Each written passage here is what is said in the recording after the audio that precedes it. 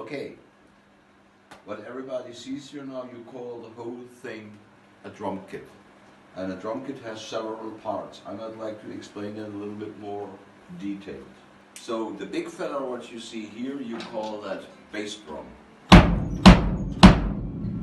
This is a rack tom, and these two lovely fellows are floor toms. That fella between my legs is a snare,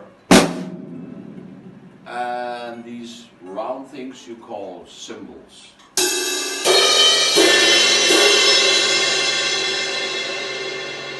And this is a hi-hat. And as I said before, the whole thing you call a drum kit. I play this drum kit since 35 years, and each time I play it, I like it a little bit better. So, talk about drums, you know, what's the job of a drummer? To keep the rhythm and the beat. So we talk about a couple of different beats. The most to play beats is a 2/4 beat and a 4/4 beat. This is a 2/4 beat.